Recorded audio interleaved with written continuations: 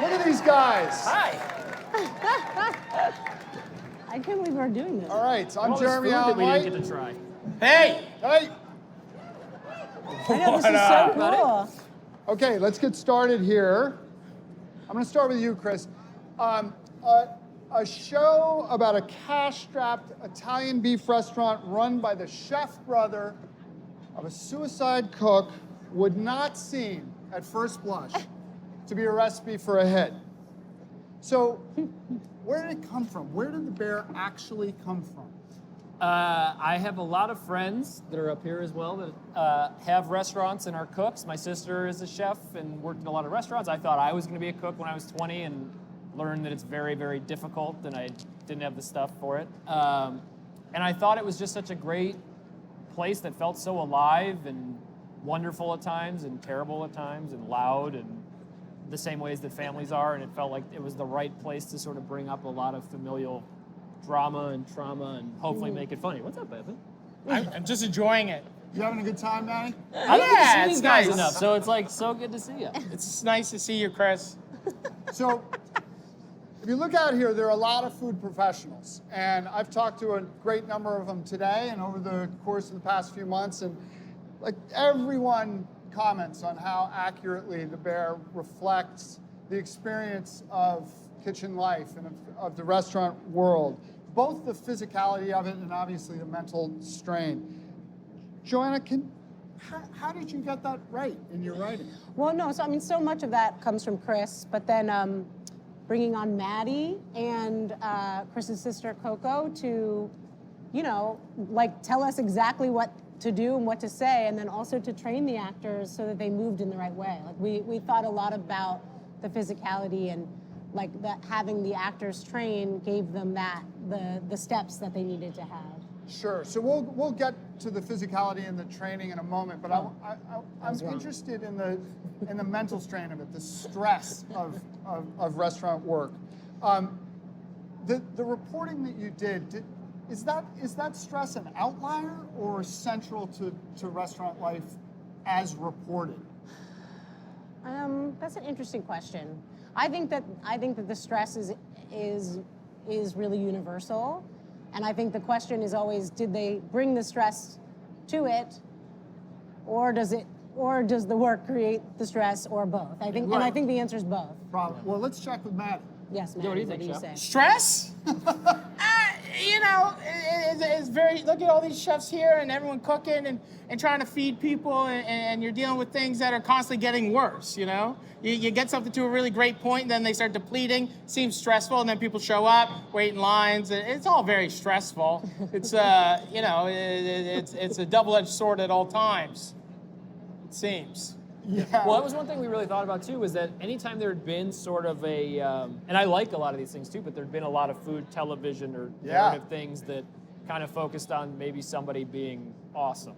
Right. And we were like, maybe we should focus on how hard and stressful and sort of awful it can be. Lift the veil. Yeah. But is that stress kind of exciting too? I mean, is that like an addictive, that sort of like, is it become like an adrenal thing, like that you get through it and it gets crazy and then you did it and you kind of like relax? Yeah, you celebrate. Yeah. I think moving and cooking and doing everything is it's a very high level energy kind of thing, and you're getting revved up all day. You're getting, adrenaline's going for, getting your mise en place ready, and then the rush of service, and then the outcome of cleaning, Which sounds to me like journalism. Yeah. But it also Sounds like movies. Movies Yeah. and acting, right? Yeah. Like, do you get off on that adrenaline too? Me? I know you do. No, Evan. Evan. No, I mean, to me, it sounds like maybe make it like doing a play or something where it's sort of insane to do it, get up there and put all this, there's so many things that can go wrong, but you go and do it, and you get this incredible sort of chemical feeling from it. But Matty, I remember talking about the submarine, right? The what? The submarine. Submarine. Being in a place you can't leave. Yeah. Yeah. But it was also, I I want you can't to hear. I start have water talking in my now. ear. Can you explain I know. how? Oh, yeah, his right ear I is can't turn hear your it head in to the my right left. ear, man. It's just like this, it's also like we also found this thing that was interesting, which Ebon is saying is like like a lot of small businesses, it would be chill for a minute and then go to 100 and everyone's screaming and talking over each other when their ears are clogged. Right? Yeah, it's also difficult at times, you know? And I think that like stresses of anything, doing something and getting ready to execute on a high level, there's nowhere to hide. You know, there's nowhere to hide. You have to be ready at 5 o'clock or whatever time you want to open. People are at the door. They want to sit down. They want to eat. They're judging you. It's a lot of judging. The chef is judging you. The dishwasher's judging you because you didn't take tape off the fucking deli. It's like there's all these things that like, you know, you're getting pushed around a lot just emotionally in your mind, and to be able to find that focus and to continuously prevail is a lot, you know? And you're trying to prevail on what? Dressing a salad perfectly? Yeah. Yeah. And it's very difficult to dress a salad perfectly. Right. It's the most difficult thing. So so when you're trying, all that restaurant work depends heavily on I was just getting Cooper the That finger. was I was just getting for Cooper one the finger. person. That was He's for clapping one at me like I'm an asshole. That wasn't for you. Just for Cooper. All right, everybody settle down. So a lot of that work depends on training, and it's clear that everybody on this show has been well trained. It rings true to life. And there is, of course, an exception, and that's your character, Ebon. Ebon. Richie is sort of the most kind of unprofessional professional restaurant worker, just right in the middle of that. Yeah. Which suggests to me it must have been pretty fun on set. Right? My job was kind of easy. It was just sort of standing and taking up space and, you know, making everyone else kind of, you know, being the obstacle for everyone else trying to get their work done. Yeah. It was fun. It was fun putting the plan together though too, because we'd be like, all right, Jeremy, you're gonna go with our friends like at Wild Air or IO, like because we should also say so many of our friends were wonderful to us and let a lot of our actors hang out with them and sort of ask them questions and be around as much as possible. And when it came to Ebon, we were like, we got this bar in Chicago and you got it at fucking Richards, and we want you there as late as possible. I know, I know, but my feelings were I showed up and You were different, man. Chicago Ebon is different. Lionel was, you know, he had just been in, like with Richard Hart for like He was 2 in weeks. Copenhagen. It's like a dream. Yeah. That's all I want to do is, Right, you know? right. And everyone was coming back and sharing their stories, and I was like, You're going to I've get just drunk been at at Richard. No, you're like, I was at fucking Richard's Richard's bar. ordering pizza, and Lionel's like, I was with Richard Hart, and then I went to Noma, and it was phenomenal. Yeah. So I was gonna ask you, I mean, a question about how the experience of the show has changed your relationship to food or restaurants, but really what I want to know is how great was it to smoke all those cigarettes? Yeah. They were, they were pretty delicious. Yeah, I mean, every single one was special. yeah. I bring it up because I have a serious question to ask, because cigarettes are, of course, a great prop for an actor. And I think you use cigarettes the way Meryl Streep uses her glasses. Like you're the master of the cigarette. That's true. But Again with the Meryl Streep comparisons. there's no prop when you're talking into a dead phone to an imaginary ex-wife. There's no prop when you're talking to an imaginary child. And I've read the interviews, heard the interviews, that's just basic acting, he says. But this is a recipe crowd. And so what's the recipe for that? How do you pull that off? Well, you're on the spot now. This is inside the actor's studio. 3 parts love. Yeah, the prop is the Yeah, it's just the wounded prop. heart. I don't know, man. You know, it's like, it's the writing. I mean, I don't mean to be, you know, coy or anything, but like, you know, those scenes like that maybe you're talking about, you know, those scenes on the phone, those are such beautiful, observed. It's beautiful. You know, portraits of relationships. It's so true and so authentic, and I think maybe that's what people respond to. It certainly was my job. I felt very easy. It was very Just a vessel. well. I don't believe a I wouldn't word say of it. just a vessel, but yeah, it wasn't hard. You know, what's hard is when the writing is not very good, and then you sort of have to do all this kind of work to make things sound plausible or believable Right. or connect or do all this kind of backwards kind of, you know, to make things work. But It was the good. bear was Well, then let's talk about great writing for a moment and turn to Joanna. I want to ask you not about the drama, but about the comic beats that arrive throughout each episode, sometimes courtesy of Matty, often courtesy of Matty, but not always. And I honestly don't know what this says about me, but one of the asides that has stuck with me is when Ebon's character Richie returns to the kitchen after being stabbed accidentally by Sydney, and is going on about how, and this is a spoiler, so I apologize, but like what would have happened if she had actually stabbed him in the asshole. And Richie, the character Richie says, you can't sew an asshole. And Ibrahim, we all know who we're talking about here, Ibrahim says, I've sewn assholes. Richie, whose? Close friend. And then that's it. It's That's a funny. perfect comic beat. That's And funny. It is funny, but... I think you wrote that. Oh, you wrote that? I don't. Where'd it come You know from? what's funny? I'm like, I think we watched the show Yeah. a couple times and then never again. Have you seen it, Maddie? You've seen some I of still it. haven't seen. I Yeah, thought I Michael haven't was seen in the it. last episode. I haven't watched. I watched the edits where I had to look at the the food last shit. episode. It doesn't. You know, No, I don't well, like you know, watching I mean, stuff. To answer your question, Chip, like the thing, I think it all kind of goes back to even while everyone was training and getting to know their spaces of not only in the kitchen, but even where Ebon sort of became the historian of the restaurant, they really took ownership of their characters. And I think people say this a lot, and a lot of times it's bullshit, but our show, we all love each other, man. Like going to work is awesome. We have a great time. And it's like, to make it feel that alive sort of invites weird, funny shit to happen. And I think you can only sort of hit some of those comedic beats if you feel the love between these people, even if what they're saying is inherently ridiculous or fucked up or whatever, because they love each other, you know they're trying to do their thing. And trust. No, go ahead, Maddie. Go ahead, please. Well, no, Please, I Matt, just. I'm tell dying us. to hear this. Tell me about the writing. Well, the writing is so great.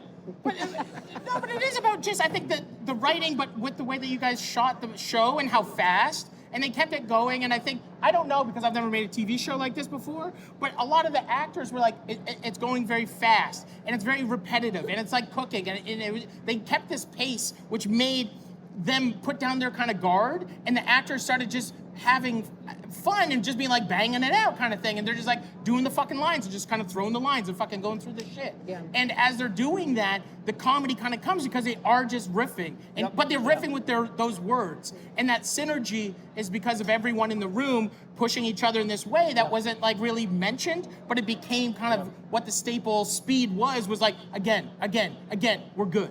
And they would just like kind of blast through it, and everyone's like, "Can I do it again?" And they're like, "We got it." Yeah. And Well, it was just like trust, and it was like a lot of these beautiful, very quick moments came from everyone being like, "Okay, do it again," and they didn't even have time to think about it or try something different. It was just like again, we got it. And I think that was a very special kind of thing throughout, that they had the words in them, and then Chris and Joanna brought it out very quickly. And I think that was a very cool thing to watch. So I guess what we're learning is you need good writing, you need good acting, or great writing, great acting. Chris, the show has received a really strong, positive response from people in the restaurant industry, people in New York City here in front of us. And there's been a lot of talk, or I've heard a lot of talk, about how the struggle that Carmy is going through, not so much with his family, but with restaurant culture, might provide us with a signpost toward a way that things might be. Yep. Do you think that's possible? I don't pretend to know what's going to happen or how it's going to happen, but I can speak to like a lot of my friends and my sisters who are sort of in this industry, and a lot of what I see is that it's just really fucking hard, and a lot of toxic things happen, and people are trying to do their best, and sometimes in trying to do their best make mistakes, and then those mistakes find their own mistakes, and it's sort of just a vicious cycle. And I think to answer like your first question, one of the main reasons that we even really wanted to do the show is that we wanted to make something that really was about anxiety and depression and the struggle to accept any kind of joy, which is something that I definitely suffer from and have dealt with my entire life. But to put it in terms of like a comedy sort of makes it easier for these people to sort of blast off on each other and explode. And I think while making the show, because Joanna and I were directing every episode, I think it was a little easier for us to be like, well, this is Carmy's journey, but then we also see kind of even what Matty said too, like you see Richie is pushing Io, and Io is pushing Carmi, and I think that, not to just generalize about restaurants, but also in some small businesses, that push is just a natural thing when you're spending 12 hours a day with strangers who end up becoming your family or closer to you than a lot of family members. It's interesting that you bring up this question of the small business, because one of the things that I've heard in my reporting and talking to people about the show, a restaurateur talked to me and said he felt the show raised this really interesting question. And here's the question. Is a restaurant today more like a necessary for-profit neighborhood business, like a pet store or a dry cleaner, or is it more like a cultural institution, Right. like a museum? Yeah. And I thought that was particularly coming out of the pandemic, when I got PPE money, you didn't get PPE money, I got a ton of money out of these San Marzano tomato cans, Yeah. you did not. Like how, and this Yeah, is not about the that's exactly show, what Yeah. it's great. not about the show, but just in general, as you look in, and Matty, you can speak as a restaurateur, but like what does that make you think? And is there room for that in subsequent seasons of The Bear? What do you think, Doctor? It's a lot. I think that there's some restaurants that are meant for like utilitarian and feeding a lot of people, feeding people quickly and giving people value for lower price points. And then as you move up, there's more luxurious places that are treated more of museums and for higher price points, and that you can get different, buy better ingredients and once again, but they're all kind of the same margins at the end of the day as well. It's very, I don't know. Restaurants right now are just like everything. Like our fucking lids have been peeled back, and now it's just like, how do we put it back together and learn from decades and decades of doing things kind of wrong Wrong or way. different, and like learning from like everything's different, kind of. Or in Canada, like I don't know. In Oh, we're Canada, not we talking had, about Canada. Canada, we had like 400 days of shutdown stuff. I don't know. It was just like wild, but. I don't know. We're just trying to figure it out and have things that can feed everybody on different spectrums. I don't know. But don't you think that, part of the show, oh shit, I shouldn't be touching that. Part of the show is that like the beef is a cultural thing for those people. I know what you're talking about, and obviously there are these different levels of artistry, but I think it's good to think about all these small businesses, even if they're shitty or like factories, that there's also a culture there and there's a community there. So we're gonna have a new small business in season 2. We like to break news here. If you guys would like to break some news about where we're going in season 2, that would be, I think, speaking on behalf of the audience, awesome.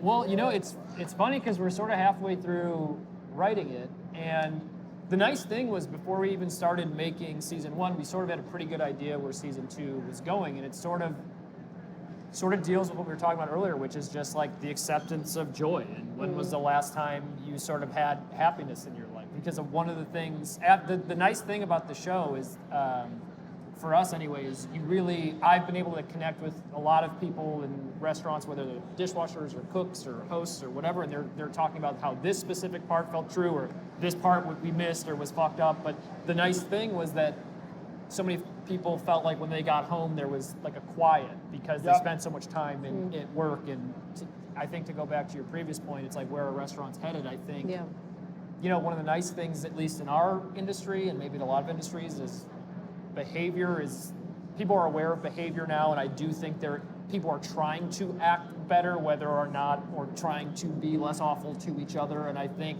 that's something that a lot of these characters are going to sort of wrestle with in season 2. So that was an excellent answer, but not an answer to the question I asked. I don't know what FX is here. I don't know what I can say. It's fun. It's loud. It's funny. Season There's 2 a is lot of there's yelling gonna at be each other. dinosaurs. Yeah. We're gonna get some Yeah. spaceships. Look, I'm gonna Like- look. Here's all I know is that Carmi put the thing up. Yeah, I was The gonna beef say, is you know closed, the what bear it is is. coming. You can So we probably know know what's what it coming, is. and I'm wondering what that means for Richie even. Like what's Yeah, gonna me too. I'm wondering. I have absolutely no idea. Well, it's Rich. Richie's sort of a lot of what we were talking about. You will see embodied in the Richie Yeah. character. And it's really about, it's funny too because I do think one of the sort of touch points Joanna and I talk a lot about in the show is that even though they are adults, this really is like a coming of age series, and a lot of it is later in life. And I've been lucky to work on stuff like Rami in 8th grade that you sort of find, whether it's a 13-year-old girl or Rami struggling with his religion, it's the similar themes that we're sort of putting through the show. Even you, Fat. Fact's gonna have a lot of big moments. Lots of stuff's gonna break. You're gonna get a lot of lines to I memorize. just don't want to do more Yeah, lines. Maddie last night No, was he like, doesn't "Don't wanna write me do too many and then lines." I just you wanna get get- pumped. Yeah. If I get one line, I still get paid. Yeah, So one it's line just he gets paid. That's what he said Then last he's got to night. put the producer hat on. One thing we should say about Matty is he's also a truly a phenomenally gifted producer. It's And true. The show would not be what it is without Yeah. him. So Not these- at all. We That's- have true. a lot of people out here Yeah. who pretty much understand how restaurants work, probably don't understand how series work. So what does that mean that he's a phenomenal producer? Oh. So- So what does a producer do? So for Gas me up.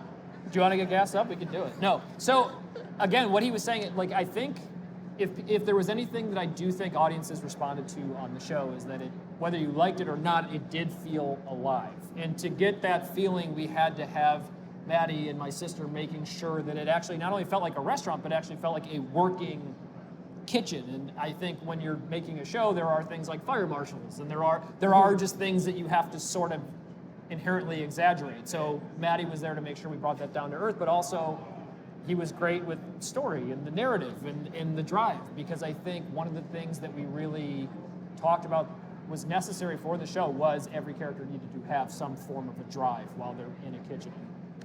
We couldn't have done without. Well, I was also going to say that another thing that Matty did is like Matty and Coco cooked all that food, and they cooked it in the moment. And obviously our crew and our props department, like that's their job. Yeah, our crew is. But Matty would just be in there with pans and cooking it, and it was just beautiful. And he just put in the work. And it was also like funny because it's just like we showed up, and like there's just like 600 pounds of carrots in the walk-in, and just like some stuff that was just like Right. He was like, maybe "That's not too like many." overlooked completely, but I was just like, yo, these people don't have any. There's no money in this business. There's like there's 3 eggs. There's like one. Fucking jar jardiniere. Yeah. There's the guy literally in the scene. He didn't even get enough beef. Why is there fucking beef in the walk-in? Get the beef out of the walk-in. So there's like a lot of stuff like that. You know what? Yeah, I'm swearing. You don't But have to, you don't have it's to like- tear other people down to build yourself up. No, but I just mean that like the reality people understand. It's still just like because they're making jardiniere, they had to have all these ingredients. Where it's still just to be like there's like nothingness. It's like restaurants actually don't have a lot of mise en place. They don't have a lot of ingredient. You're ordering one bunch. Sometimes you're going to the farmer's market just to buy the one bunch of green onions that you need for that fucking night. So it is like a thing that like. It's still on like with meetings and Zooms and all these things. It's just like to really make that happen. You go into a space and then you just start kind of taking back and stripping things and be like. They still had like if you looked in the dish pit, it was still they had a lot of pots and pans, but it was just like TV magic, you know, making things look. It looked pretty, but it is like looked good. scarce. But you know? we should also say, like, it's interesting the first day we really learned, like, because I know a lot of people have mentioned to me and to you specifically, Matty, like, why hasn't there been a restaurant show before? And like It's on day hard. one, we were like, oh, realized it's why. It's It really sucks hard. is why. And it's really hard. So, I still don't understand why there hasn't been. well, Because this it's a is- fucking nightmare. Remember day one, we were like, what is going on? But this is where I want to end up. We've been restaurant adjacent for a while now, Yeah. right? So the Bear is a huge hit. It is a restaurant show, and we've established that restaurant shows are a fucking nightmare. Yeah. But we've been restaurant adjacent for a while now, and I wonder if we can end by you guys helping us understand why it's a hit now, right? I have no idea. I do. Jeremy's hair, his eye. Yeah, Could- yeah, well, Jeremy. Let me say- It's one but listen, we've been getting there. We had Billions, and there's restaurants, Succession, restaurants. Is that what Billions is?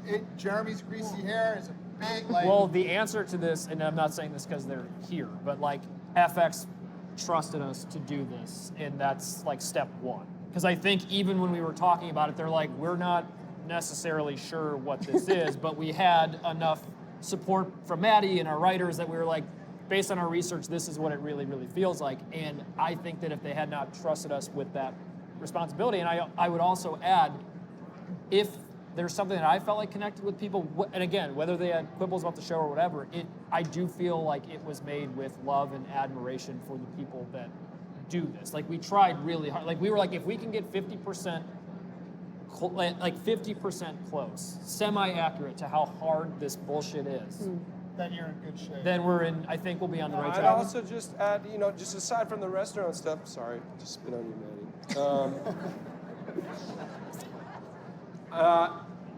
This is like kind of corny, but I did think like it is a show of people really together. It's a very intimate show, and these people are just bumping up against each other, spitting on each other, really together. And we were coming out of a period of like profound isolation. Yeah.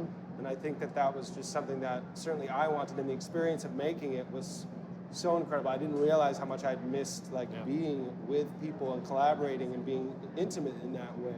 And I think that a lot of people are probably responsive to that. Yeah. I don't think any of you are aware of how much people out here are looking forward to season 2.